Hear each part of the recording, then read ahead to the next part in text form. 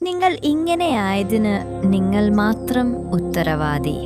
സ്വയം സ്നേഹം, കൃതജ്ഞത, നിങ്ങളുടെ മൂല്യങ്ങളുമായും ലക്ഷ്യവുമായുള്ള ബന്ധം എന്നിവയിലൂടെ പോസിറ്റീവും ലക്ഷ്യബോധമുള്ളതുമായ ഒരു ആന്തരിക ജീവിതം വളർത്തിയെടുക്കുക. നിങ്ങളുടെ ചിന്തയെ പുതുക്കി സന്തോഷം സ്വീകരിച്ചുകൊണ്ട് നിങ്ങളുടെ മനസ്സിനെയും വികാരങ്ങളെയും പരിപോഷിപ്പിക്കുകയും നിങ്ങളുടെ അവബോധവുമായി ബന്ധപ്പെടുകയും നിങ്ങളുടെ യഥാർത്ഥ സ്വത്വവുമായി പൊരുത്തപ്പെടുന്ന തിരഞ്ഞെടുപ്പുകൾ നടത്തുകയും ആരോഗ്യവും സന്തോഷവും ഉൾപ്പെടെയുള്ള മൊത്തത്തിലുള്ള പൂർണ്ണതയിലേക്ക് നയിക്കുകയും ചെയ്യുന്നത് ഇതിലുൾപ്പെടുന്നു. പ്രകൃതിയിൽ സമയം ചെലവഴിക്കുക, ഹോബികൾ പിന്തുടരുക, അല്ലെങ്കിൽ മനസമാധാനം പരിശീലിക്കുക എന്നിങ്ങനെ നിങ്ങളുടെ ആത്മാവിനെ പോഷിപ്പിക്കുന്ന പ്രവർത്തനങ്ങളിൽ ഏർപ്പെടുക. കൃതജ്ഞത പരിശീലിക്കുക.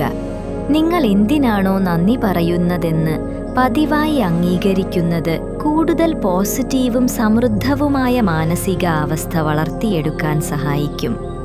നിങ്ങളുടെ ഐഡന്റിറ്റി സ്വീകരിക്കുക.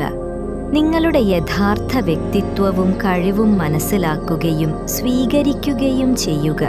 അത് വെല്ലുവിളികളെ നേരിടുന്നതിൽ ഉറച്ചു നിൽക്കാൻ നിങ്ങളെ സഹായിക്കും. സമൃദ്ധിയുടെ ഒരു മൂലക്കല്ലായ പോസിറ്റീവും ശരിയായതുമായ ചിന്തയിലൂടെ നിങ്ങളുടെ മനസ്സിനെ ബോധപൂർവം നവീകരിക്കുക. ലക്ഷ്യത്തോടെ ജീവിക്കുക. ദൈനംദിന കടമകൾക്ക് അപ്പുറത്തേക്ക് പോകുന്ന ഒരു ലക്ഷ്യം നിങ്ങളുടെ ജീവിതത്തിന് തിരിച്ചറിയുക. കാരണം ഇത് നിങ്ങളുടെ ജീവിതത്തിന് ദിശയും അർത്ഥവും നൽകുന്നു. നിങ്ങളുടെ അവബോധവുമായി ബന്ധപ്പെടുക. നിങ്ങളുടെ ആത്മാവ് അടുത്തതായി എന്തു ചെയ്യണമെന്ന് ആഗ്രഹിക്കുന്നു എന്നതിനെക്കുറിച്ചുള്ള സന്ദേശങ്ങൾ സ്വീകരിക്കുന്നതിന് നിങ്ങളുടെ ആന്തരിക മാർഗനിർദ്ദേശവും അവബോധവും ശ്രദ്ധിക്കുക. അർത്ഥവത്തായ ബന്ധങ്ങൾ കെട്ടിപ്പടുക്കുക. സംതൃപ്തമായ ജീവിതത്തിൻ്റെ ഒരു പ്രധാന ഘടകമായതിനാൽ മറ്റുള്ളവരുമായി ശക്തവും പോസിറ്റീവുമായ ബന്ധങ്ങൾ വളർത്തിയെടുക്കുക. മൊത്തത്തിലുള്ള ആരോഗ്യത്തിന് മുൻഗണന നൽകുക. ആത്മാവിലും ശരീരത്തിലും പൂർണ്ണത ലക്ഷ്യമിടുക. നിങ്ങളുടെ മൂല്യങ്ങളുമായി യോജിപ്പിക്കുക.